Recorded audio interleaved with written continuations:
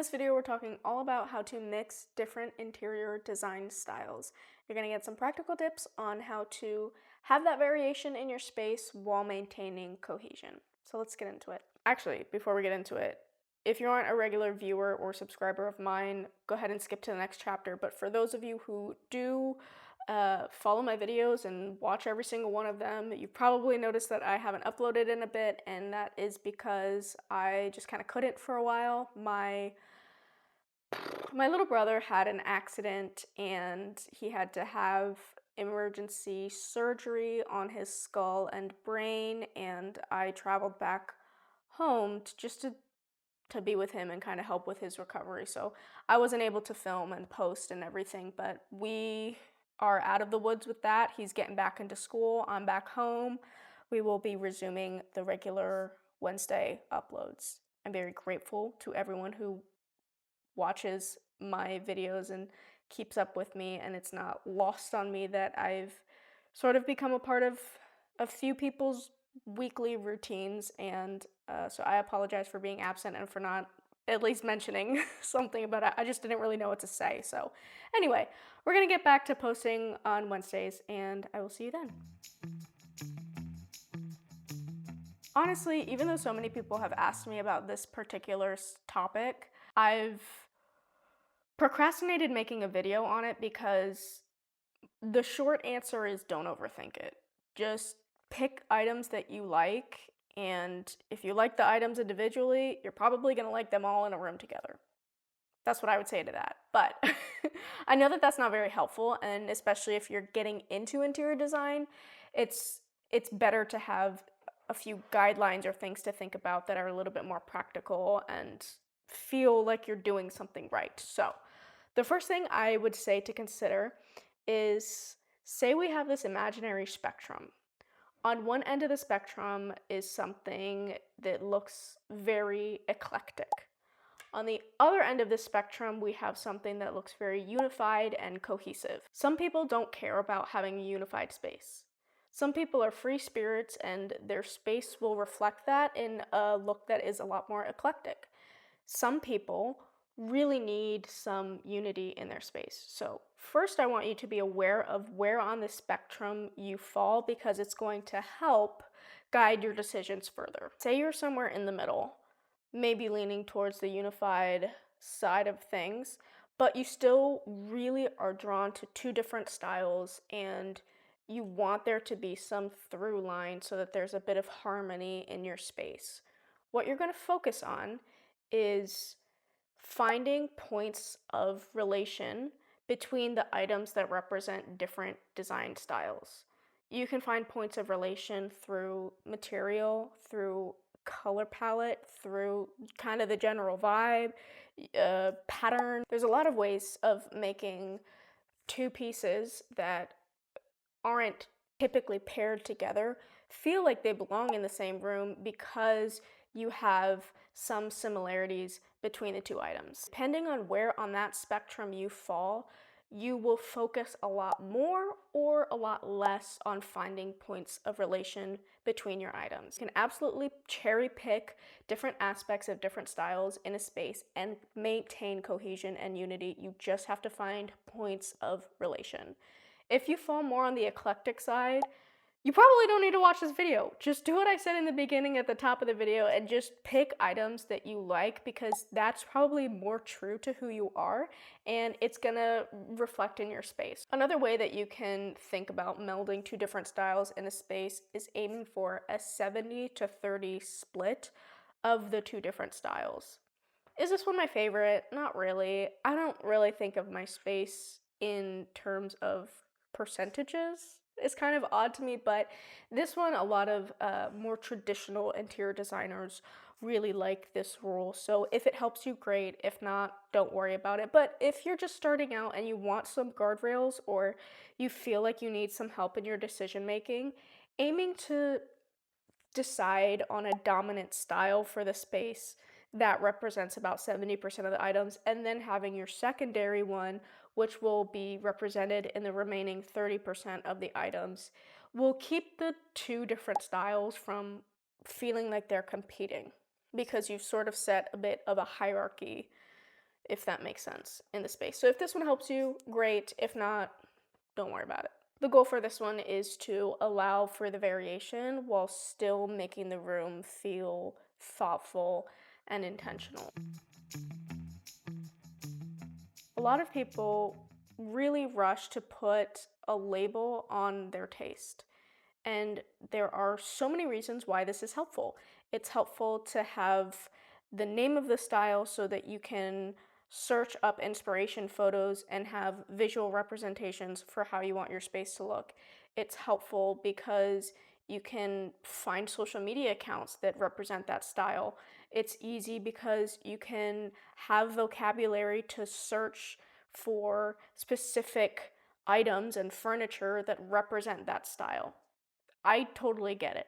However, especially if you are mixing styles out of necessity, meaning that there's more than one person under the same roof, y'all live together, and you have to figure out ways to make all of your different tastes work in a room, it's kind of tough to do that when everyone's thinking in terms of the name of their style. What's more helpful is to think in terms of descriptors that you associate with that style. You're going to be able to find a lot more middle ground and overlap between two or more people if you're going off of descriptors rather than a label. Once you have your lists, compare them, see if there's any crossover, and again, it's a lot more likely that there will be. And then later on you can narrow it down and find specifics about that style that you really like. Say, I really like English country because it uses a lot of pattern. I really like mid-century because it uses a lot of teak wood. You can then get into more specifics, but start broad, and then you can see where you guys align. Here's another way to think about it. Last time my partner and I were moving, he wanted to throw everything out. I was more inclined to keep things. And that was a little point of contention for us. This is what his solution was because he's a smarty pants. Started with a junk drawer. Kept the junk drawer closed. He said, whatever you can list off by memory without looking in the junk drawer, we'll keep. Whatever you've forgotten about is not important and we'll throw it out. This was super helpful. This was so helpful because he was right. The things that were actually important to me, I knew damn well that they were in that drawer. And the things that I was just accumulating because I felt like it's not quite garbage, but I might need it someday. It wasn't important. I could buy it again at some point if I happened to need it. We threw them out. And we did that sort of room by room. It was very helpful. You can do the same thing when thinking about the style that you like. It's really easy to go on social media, Pinterest, whatever it is, and see these perfectly curated photos and just like the whole package.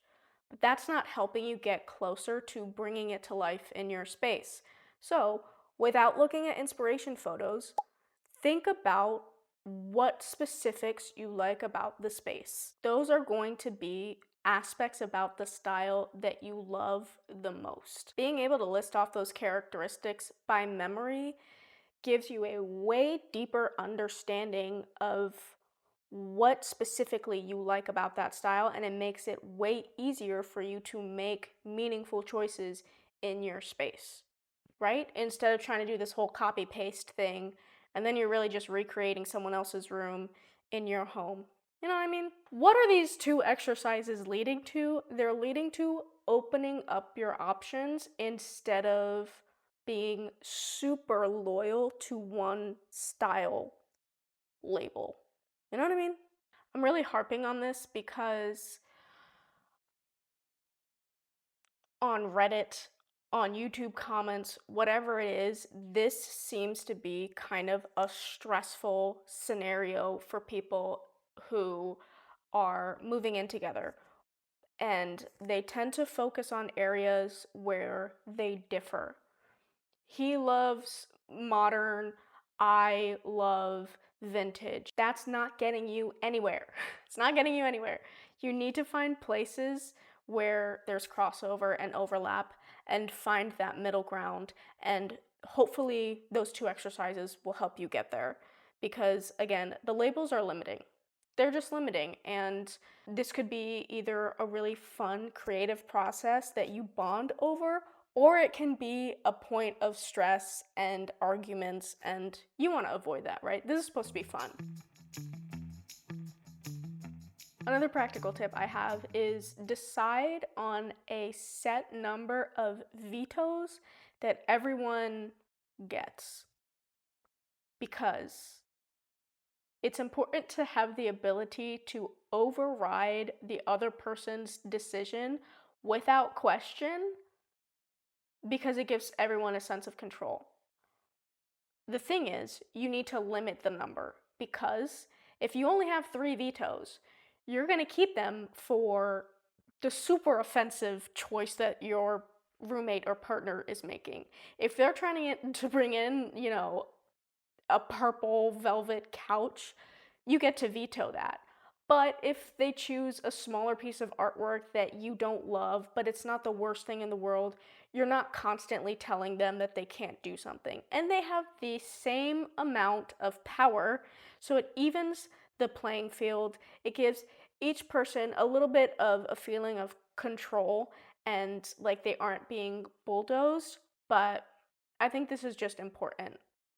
I also, again, think it's important to have a limited number of them, because they can also be abused as well. So decide on your number of vetoes and stick to them. Okay, now that you have figured out where you land on the spectrum of unified versus eclectic, you have sort of let go of the chains of stylistic labels, you have made your list of how you want the space to feel, you have allotted the number of vetoes. We've covered all of that. Now there's this other added challenge when you have roommates, that is the financial piece of, okay, who buys the stuff? Do we all split it? If we all split it, who gets to keep it when we leave? That's a little bit of a rat's nest. It's kind of a sticky situation. You gotta communicate these things before you move in together, please. But this is what I told my friends to do who are having an issue with this. So, one dude we're gonna call Arthur.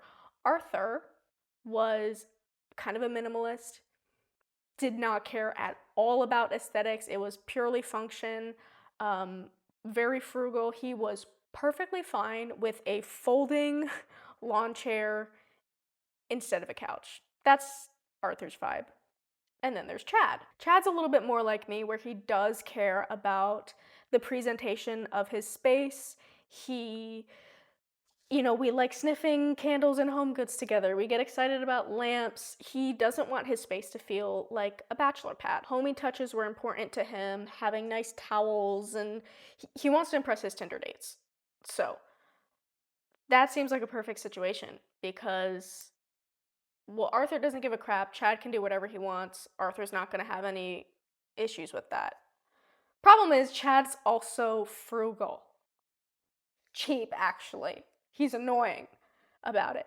So he's like, well, I'm not going to buy a couch because Arthur needs to pay for the couch, because if I buy the couch all by myself, Arthur's still going to sit on it. He still gets the benefit of the couch, even though he didn't pay for.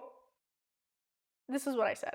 I said, Arthur needs to name his top dollar, what he's willing to spend on something like a couch. He said $200. Chad wanted something much more expensive than that. I said, you're not going to pry more than $200 out of this kid's hands, okay? He's willing to give you $200 and that's it. He contributes $200. He gets to sit on the couch for the time that they're living together. And then once you guys go your separate ways, Chad gets a couch. It belongs to Chad. But Chad got a $200 discount off of the couch. This seems like maybe a little bit unfair. Chad paid, I don't know, $1,000 for the couch. Arthur only contributed $200. He still contributed though, because he was perfectly fine with his folding lawn chair. And I would just look on the bright side and say, hey, if you were living alone, you would have to pay that additional $200. So you're actually just getting help paying down something that's eventually going to belong to you. So That's how I would navigate a situation like that. I would so much rather be able to keep the item when I move instead of having to start all over again.